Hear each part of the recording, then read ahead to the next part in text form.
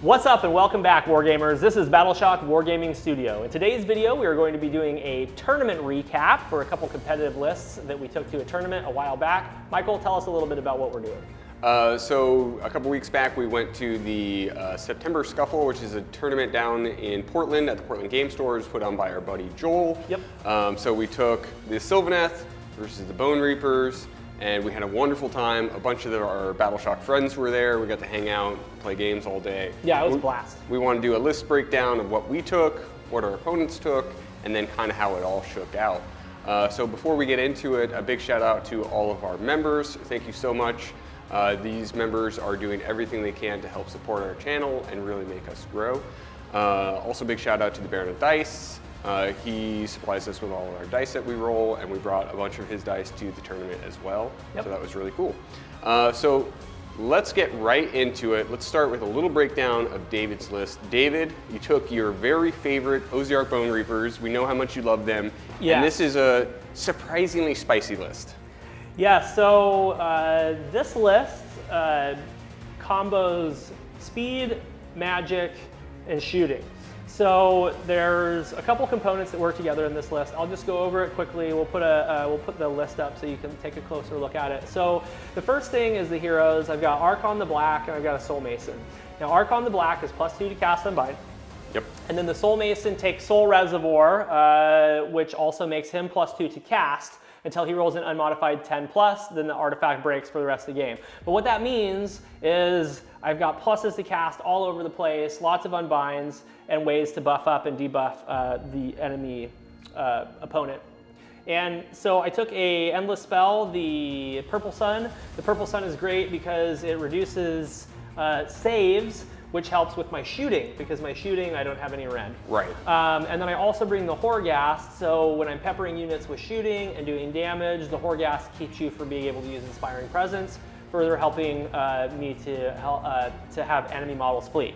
Now you have a specific ability that you can really push those endless spells into the enemy lines. Right, How exactly. Does that work? Archan the Black has a ability where he can add 6 inches to all of his casts and all friendly wizards wholly within 18 of him. That also applies to endless spells. So now you have a Purple Sun that comes out wholly within 14 and moves 8, and then can debuff you. So it's got a 25-inch threat range for that, just to debuff your save, and then it has a 27-inch threat range or something like that to auto-slay. So it's really, really good. My numbers were wrong there. Don't do the math on that. That was terrible. But it basically means that the Purple Sun, you can just yeet it across the battlefield and it can start doing its thing immediately. Same thing with the Horghast. Comes out wholly within 18, moves 8, so 26-inch range, and then everything wholly within 12 of it cannot use Inspiring Presence.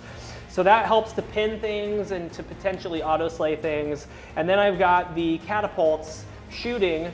And because of the Purple Sun, the catapults do better with shooting because it gives them that extra rend to really punch through that flat 5 damage that they do. And as we saw in your Skaven game, like huge range. Right, huge range, 43-inch threat range. They're amazing if you know how to play them. You have to protect them though because they have a minimum range of 6 inches. So if something charges them, you can't shoot it anymore. Right. If something's within 6 of you but outside of 3, you can still shoot. You just can't shoot at them. So it's pretty interesting. Minimum range is kind of a thing that doesn't exist anymore, but there's still some armies that have it in their lists. So that's that. Then I've got 2 units of Death Riders and Bounty Hunters and 3 units of Mortet Guard, MSU, and the Mortet Guard, 2 units are Bounty Hunter, or I'm sorry, or Expert Conqueror. So pretty good little list. Yeah, I'm surprised on how good the Death Riders are. They're really fast. Yep, 15 inches. They're fairly chonky with 3 wounds apiece. Yep, and they reduce rend by 1 for all attacks, so they basically have a 3-up save. And then Archon can bring back 1 whole horse to a unit if he's wholly within 24, which is pretty easy to do. So the list synergizes really well, and it's very thematic, right? The Horghast from Forbidden Power that nobody ever used finally is coming into list. The Purple Sun really gels well, not only with my paint scheme, but also just with the general Death Army scheme. So not only is this army fun and has a lot of tools, but it's also very thematic, and I love it very much. I had a lot of fun with it in the tournament. Yeah, it plays really well into the current meta, especially our local meta. There were, what, 4 Bonereaper players there, which was 2 other Bonereaper players. Shocking. Yep. One of which I played, and we'll get into that in a little bit, and then another one. Yeah, so to have 3 Bonereaper players out of 24 people, that was kind of shocking. Yeah. Yeah, so that was really fun. Let's talk about your list real quick, and then we'll get into the actual games that we played. So what's your list comprised of? What makes it good? So most of us should have seen this list by now. It's basically the same list I took to Boise. We have a separate talk about this. I've played this list on the channel before. 2 units of Dryads for screens, 1 unit of the Tree Revenants for snagging objectives. Yep. Because they just teleport around. And then I have my Anvil, which is Alariel. She's super chonky, she's super hefty, and you know, I don't care. I'll bring a god model with purple suns running around. So she's really tough to actually take down. And if you guys don't know by now, she can come back. So I think she died in 2 of my games and still came back because I play her aggressively. Yeah, exactly. And why not, right? And why not? That's why she's 840 points or whatever she is. It's because she's amazing. And then I have the Warsaw Revenant. The Warsaw Revenant sits in the back. Make sure that my endless spell, the Spite Swarm's Hive, comes off. Yep. Spite Swarm gives +3 to the charge. Then I have my Kurnoth Hunters, who are teleporting through trees, +3 into the charge, and smashing something. So I have the Anvil that is Alariel. I have the Hammer that's the sides. Yep. And then the only really thing I did different from this game to my Boise games was I changed my sub-faction. So I went with the Dwindling, that gives me rerolls to cast. Right. At Boise, I did the Reaping, which gives me a larger area that I can teleport out of. Yeah, I think the 3d6 is really important though. Yeah, and the reroll. Yep, and the reroll, really, really important. The other thing I did differently was I made sure that instead of bringing, Alariel has a summon. Yep. And at Boise, I was always bringing out more Kurnoth Hunters. Right. And I was struggling to get battle tactics in Grand Strats. So what I did this time was I made sure I always brought out a Tree Lord because he has an independent teleport that's different. It's just on his War Scroll. So I was using him to snag objectives, get battle tactics, and he consistently was doing stuff and winning me games. And I think it just gave me so much more flexibility where I could actually go out, handle objectives, handle missions, while still just killing things. Absolutely. Yeah, really, really good list, spicy list. I've played against this list and many variations of it. It's really, really good. And you did really good at the tournament. I think that people know, you know, fundamentally what your list does, but that doesn't really mean that they can deal with it. Sure. There's ways to deal with it, but you have to be really smart with how you do it. You know, shutting down a Sylvaneth opponent with any kind of list is tricky because of the overgrowns in the trees. It's doable, but it's really hard.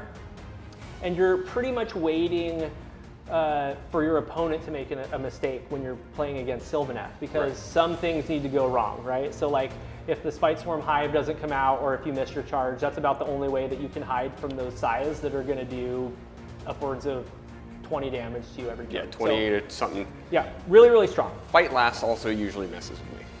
If I have to go into something that makes me fight last, that's a sad day. Yeah, in Boise, I think Fire Slayers was kind of a weird counter to your list. Yeah. And you ended up getting a minor victory against him, right? So he almost got you, but you still won, so that was really, really good. Okay, so let's talk about this specific RTT that we went to. So this was a 3-battle tournament. The first mission that we played was Realmstone Cache. Right. And Realmstone Cache has a really wonky small deploy with only one objective in the center, and the objective fractures in the 3rd battle round. Yeah. So let's talk about your experience, your first game playing Realmstone Cache. Who were you matched up against and how did it go? So I was matched up against Ogre tribes, specifically a glutton heavy list. It's 2 tyrants. Michael, did you get really excited when you saw that you were playing ogres? I would have. I would have been like, well, I'm pretty stoked about this. It was, yeah, I was on the inside. I was like, even without playing them, I was like, well, I feel like I'm coming into this with the advantage. Yeah, yeah. Now, because of the deployment, though, it's a small deployment. He has expert conquerors who are ready to just step onto the point. Yeah. I don't, and he's chunky enough that I can't beat him off of that point for a couple turns. So his list, which we'll put up, he has 2 tyrants. He has a butcher, something called the Blood Feast. I don't even remember what that is. 2 units of 6 ogre gluttons, and those are expert conquerors. Blood Feast is his spell. Okay. Yeah. 4 iron guts, 4 lead belchers, 3 units of 3 man-eaters. Okay. And those are all bounty hunters. Yeah. You'll never see that ever again. And then you played the most unique list I've ever heard of. And then 2 units of frost sabers. Okay. It was wild. Yeah, that sounds wild. Well, that's exciting. So let's talk about what happened. How did the first couple battle rounds go? What did you do, and how did it shake out? So what I did was I actually took first, which is a big no-no. But the reason I did that was if I let him have first, he could just walk onto that center point, and I would never take it from him. Right. So I went first. I towed into the point to take it, and then I teleported to the far side and just deleted a unit, and then bounced out. What he then did is moved completely to the center of the field and double turning. And he moves, advances, and charge. So he moved his whole army. Once he realized that I'm just going to delete a unit every single turn, he just ran his entire army and actually kind of pinned me in my deploy by turn 2. Okay. So then I had to fight him out and spin around the backside and try and get his territory. So it did work. It just took a long, long time. I sent Alariel in to one flank. I had her buffed up to the hilt. And on turn 2, bottom of 2, I think I sent her in. And she did nothing. She completely whiffed. Killed, I think, 1 glutton. And nice. then he just shoved his whole army into her and killed her. I was like, that'll do it. That sounds like ogres. Yeah, they can be surprisingly strong. They're easy to kill in theory, but they so many wounds and so much damage if it goes through. There were so many of them. Like he was all the way out. Like I have my trees in my deployment, and his whole army was beyond my trees. Well, yeah. Back here. Ogres are fast because if they're out of combat, they're hungry, so they're +2 to their movement. And I don't know about advance and charge. I don't know about a sub-faction, but that seems pretty strong. But you pulled it out. Sure. Right? So what was the final score? How did it all shake out? Let's see. I don't have the final score in front of me. I want to say it was like 28, 25 to 19 or something. So you swung by a couple points and then got your grand strat, and he missed his. Exactly. Yeah. And that's because turn 4, 5 are the turns that I really need to go off. By that time, I had killed enough that I had swung around to his side. I secured my grand strat. Right. I denied him his. So it was those last couple rounds I max pointed each round. Took out the win. Really fun guy to play against. His tyrants really went off. His man-eaters really went off. Yeah. And he had a really pretty, really nicely painted army. It was really cool to see. I saw one of his tyrants, and the banner work on it was absolutely amazing. So then in your first match, you played, did you play Bonereapers in your first match? I played Bonereapers, so I played a mirror match. Yep. We were both Petrifex Elite. We'll go over his list real quick. So he had Archan the Black. We both had Archon, which was hilarious. He had a Mortesian Bone Shaper. He had a Cron Spine.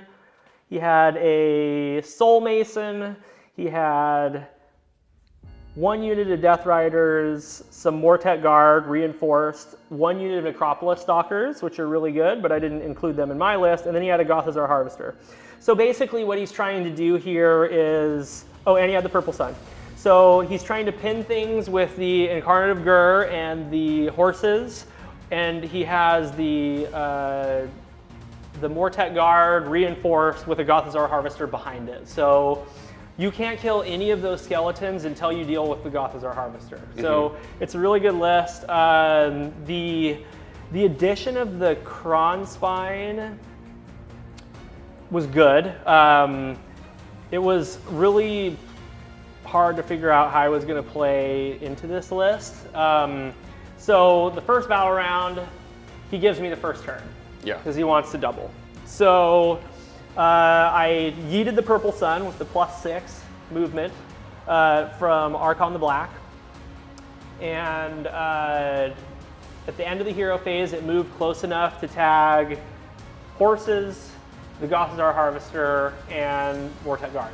And then I rolled a 1 for all 3 of those units in a row. So a horse dies, a Vortex Guard dies, and more importantly, the Gothazar Harvester dies. Nice. So at that point, I didn't have really any good targets to shoot with the Purple Sun because it was too far away from anything that mattered. So what I did instead is I turned the Vortex Guard on his Necropolis Stalkers and was able to pull them off the board turn 1. So turn 1, Gothazar Harvester, the Necropolis Stalkers go down, and then I just kited around the board and continued to get battle tactics. So at that point, it was just turned into a slog in the middle with Death Riders versus Vortex Guard and nothing really dying, which was fine because I had Archon and another unit of Death Riders flanking around both sides. They got to the heroes, which were right behind the Necropolis Stalkers, killed all the heroes. So basically what he was left with is Vortex Guard, Death Riders, and the Kronspine. Now, he had taken the Kronspine in the middle of the board to pin everything so it couldn't retreat. But in doing that, he also was unable to retreat with his 2 remaining units after everything else had died. So for the last couple battle rounds, he was unable to score battle tactics or objectives because in Realmstone Cache, this was all happening in the middle of the battlefield. The objectives fractured out to the sides, right on the center line there. So I think that's if you roll a 3 or a 4. So the Kronspine kind of blocked him from scoring at the end. It was a really, really good game. Everything that I wanted to go right did go right. That being the Purple Sun rolling 3 1s was amazing. And then just getting rid of the Necropolis Stalkers with the catapults was really, really good. Because, you know, the Necropolis Stalkers can never have better than a 4-up save. And they can re-roll it, but that's only in combat. So, I mean, no rend doesn't really matter if you're playing against an opponent who has a 4-up save or worse. You're gonna get half of those wounds through, and those are flat 5 damage. So that was a really, really good game. Took that one down. I think it was like 17-24.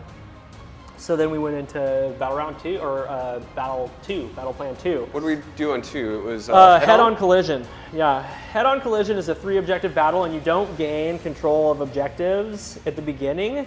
You can't gain control of objectives until battle round 2, I believe. Each player scores. Players do not gain control of objectives after setup is complete, and you cannot control objectives in the first battle round.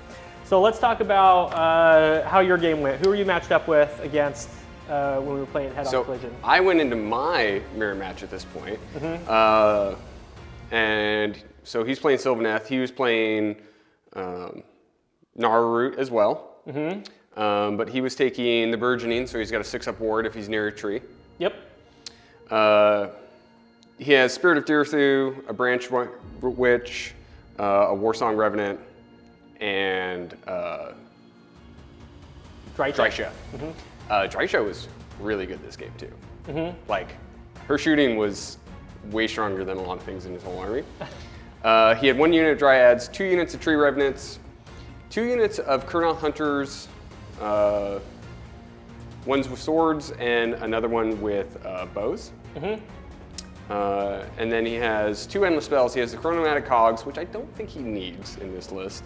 And then he had the Burning Head, and the Burning Head was cute because he was casting it through a tree. And just chucking some mortals out at me. Sounds good. He's a gazillion drops. He has some Bounty Hunters, and he has some Expert Conquerors in there. I let him go first because I was like, there's no battle. I looked at the map and there was no real battle tactics he could achieve turn 1.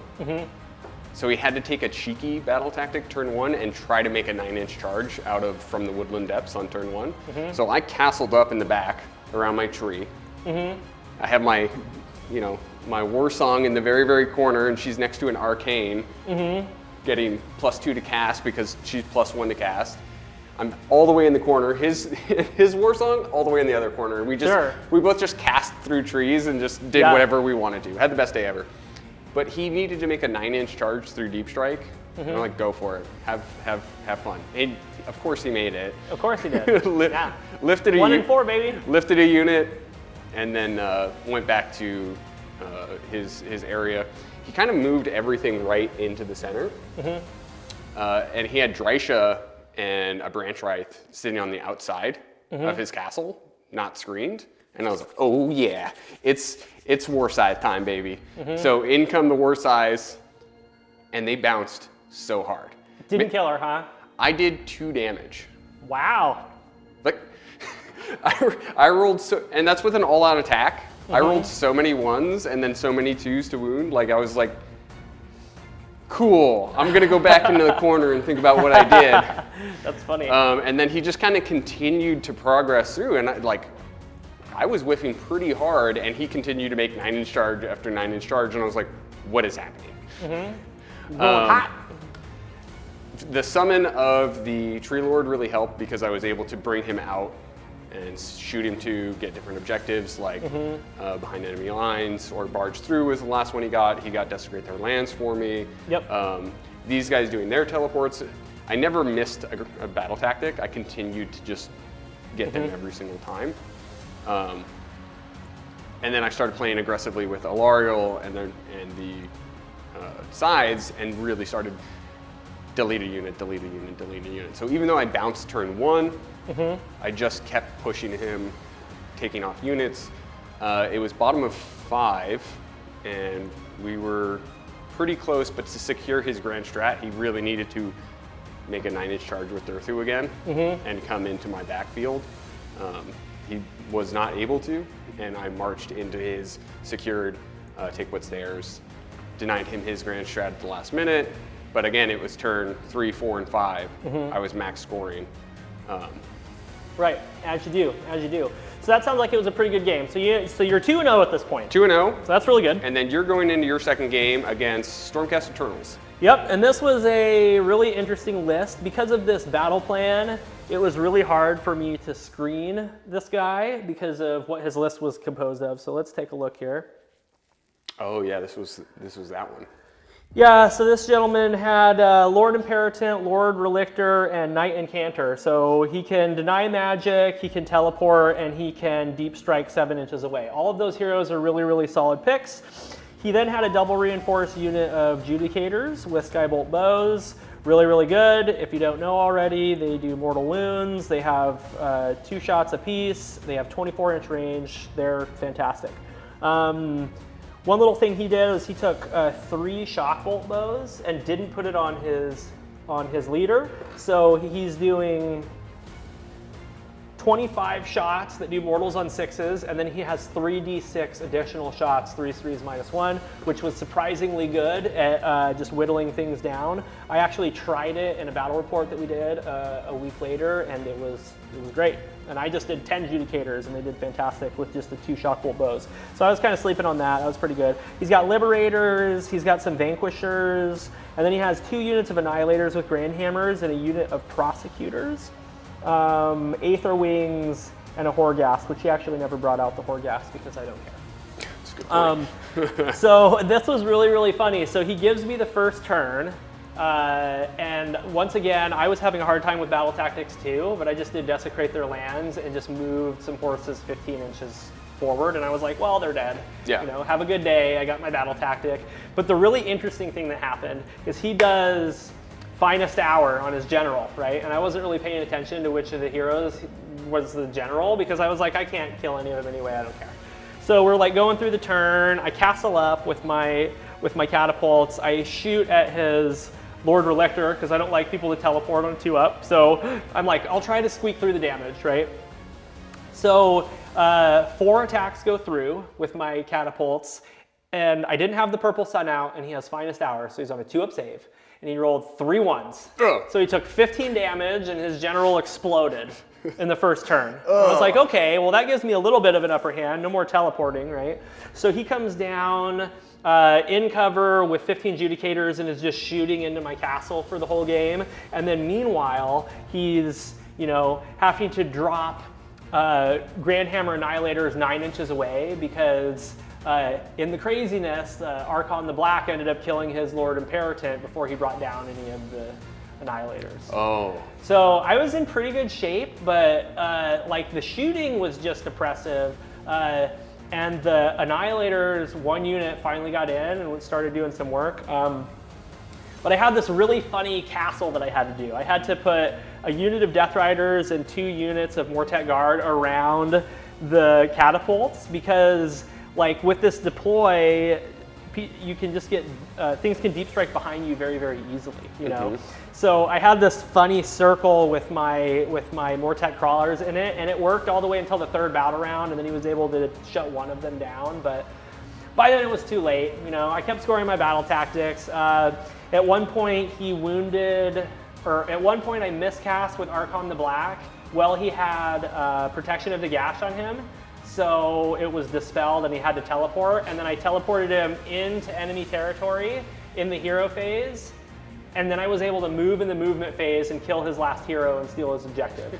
And this guy was cool. Like, this guy was super cool. He reminded me that Protection of the Gash was active and then I had to teleport, right? He didn't tell me specifically, like, land on my objective and then move and kill my last hero, but he gave me the idea. He reminded me. So yeah, so that was a win. That was a really good example of my opponent being cool and reminding me of my own rules, because the first person I played was his son, who they play all the time. So he was very familiar with Bonereapers, aside from the catapults. Yeah, so MVP in that game was catapults. I took the win just by a couple points.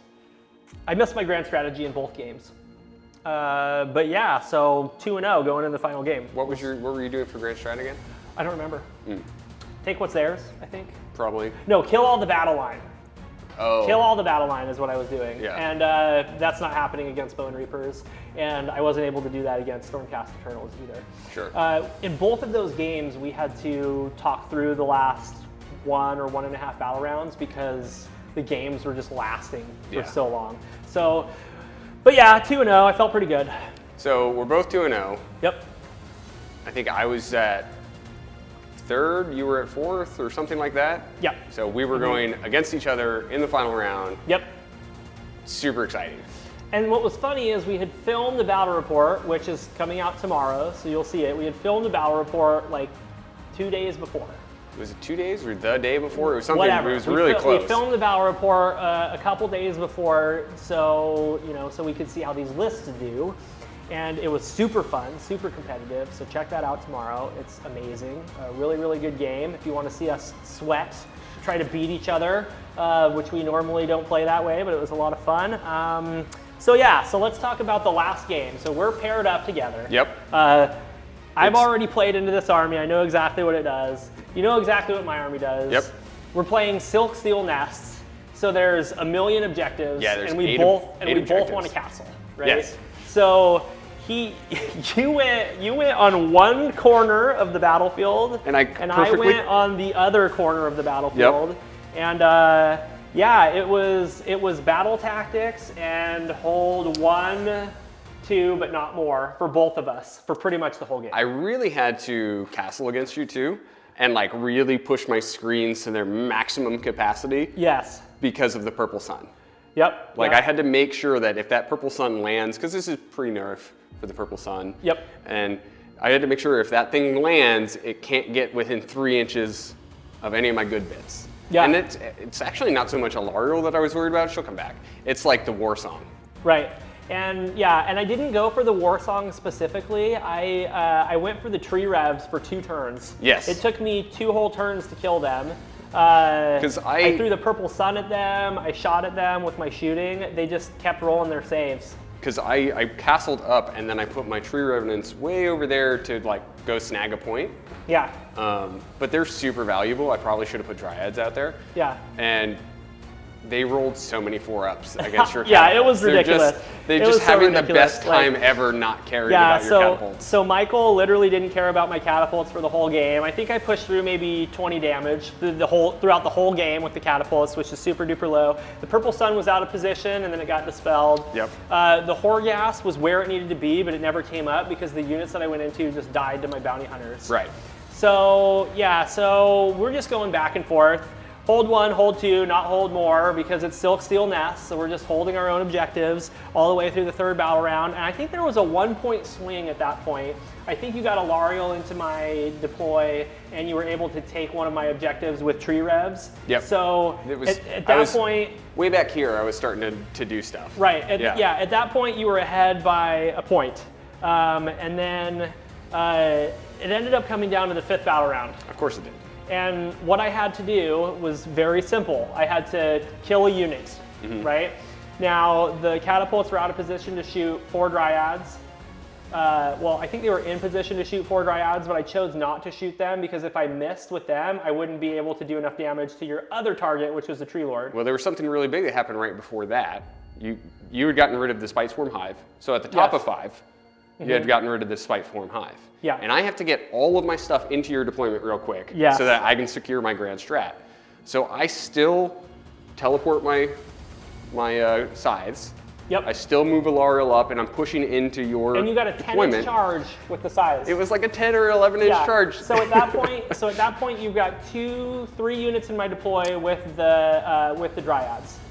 4, because there's the Tree Lord, a Lariel, the Kurnoths, and the Dryads. Right, and I have Archon the Black, 1 unit of Mortek Guard, and 2 crawlers. Right. So now I'm like desperate to kill. I have no other battle tactics to do. I'm desperate to kill 1 unit. So I go all in on the Tree Lord. I cast the Purple Sun.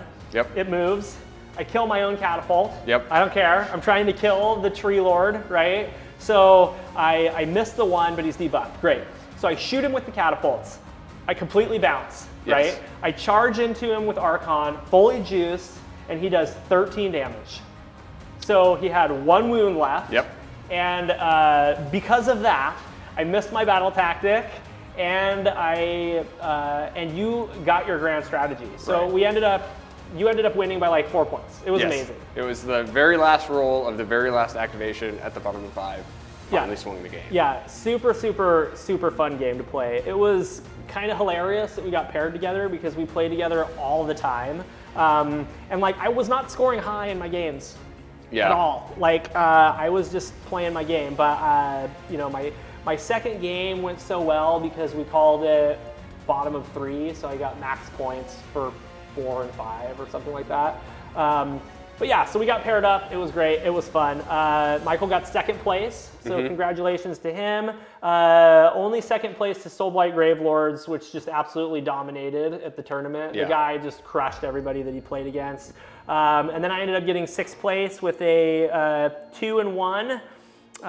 But yeah, Bonereapers had a fantastic showing. I mean, this list specifically is very good right now. It kind of can play against anything.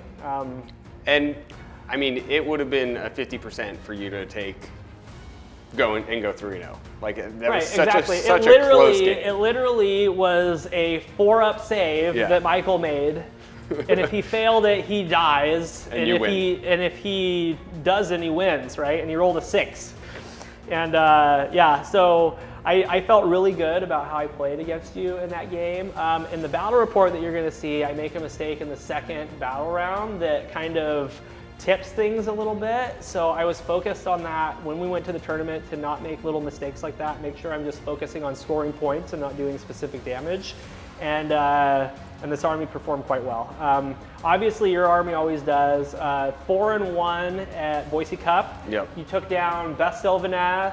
You took down up-and-coming general, best up-and-coming general, because that was your first GT. So this army has proved that it's fantastic. You know exactly how to play it, and you're definitely a great opponent. So I'm glad in a way that we got to play each other at the end. It was pretty fun. It was fun.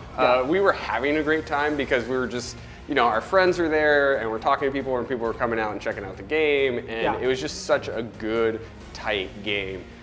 Stuff swung, stuff was wild. It was just solid Warhammer all the way around. Yeah. Felt really exhausted after. Yeah, really, really fun. Yeah, 3 games in a day is exhausting with breaks and stuff in between, so it's kind of cool when you get paired with your buddy.